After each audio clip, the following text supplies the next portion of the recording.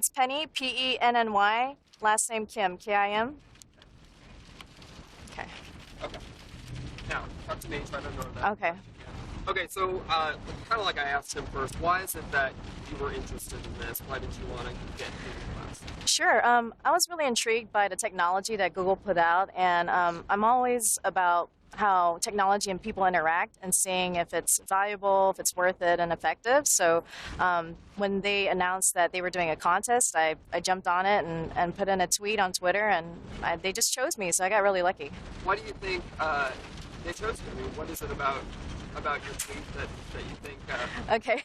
Well, my submission was if I had glass, I would represent people who wore prescription lenses already on a regular basis, and how we would actually use this technology with glasses that we already have. So apparently they're already in the works of making a prototype that is compatible for prescription lenses. So that should probably come out by the end of the year, hopefully. We'll see. Do you find some difficulties wearing them over the glasses? At first it was a little uncomfortable just because I feel like I'm wearing two pairs of glasses, but over time they're so light that they just felt like nothing. Okay. Yeah.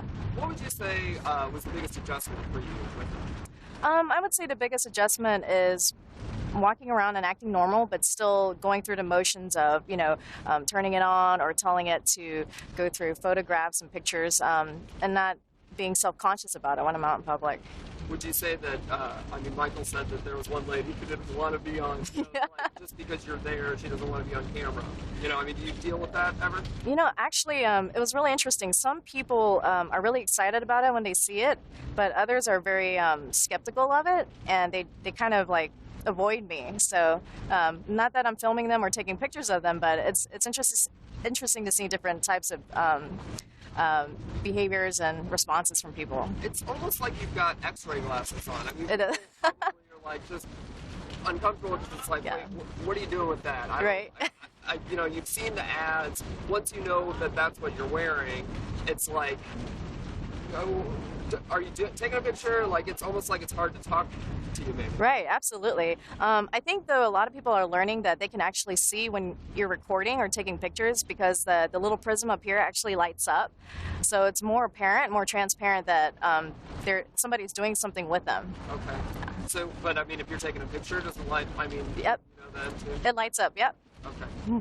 So tell me, like, what's the experience been like, for specifically what you're doing? What's it, have you found challenges as wearing glasses or, that sort of thing? In terms of wearing glasses with Google Glass, it's been just a little difficult just because I'm used to, fidgeting around with my regular glasses, but I'm doing both now. I'm having to adjust Google Glass on top of this, but also, dealing with trying to get Wi-Fi connection.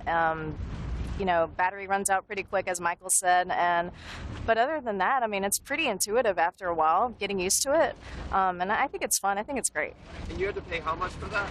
It was $1,500 plus tax, which came out to be $1,630. And it was worth it to you? It was totally worth it. You said that this is partly because of your company, so kind of explain your relationship there. Sure. Well, I'm a digital media strategist at my agency called Project 202, and we are a UX development agency. So it only made sense to get a pair of Google Glass so we can test it and make apps that could come in handy for future clients and companies. So a lot of my coworkers and my teammates share Google Glass in the office just so we can understand how to make the user experience better and develop new apps or games for it in the future. What's it like being one of the first or the very few in Dallas? It's great. It's great to especially know friends in the same industry who have Google Glass, just so we can share our experiences and stories and really learn from each other. But it's also really cool to talk to other people and friends who know nothing about it and teach them and give them demos on how it works. Have you, do you know how many people are here in Dallas, or I guess there's some in Fort Worth too? Yeah. Have you talked to a lot of people that have it here too? Honestly, I know only 6 people in Dallas, but there's probably more, but that's a pretty good number, for Dallas. Okay, I think that's probably all I needed. Okay. Unless there's anything else that you wanted to say. I'm good. Okay. Thanks. Let me get kind of the two of you guys hanging out. Let's do it somewhere different than this. Maybe over here on the wooden benches. Okay.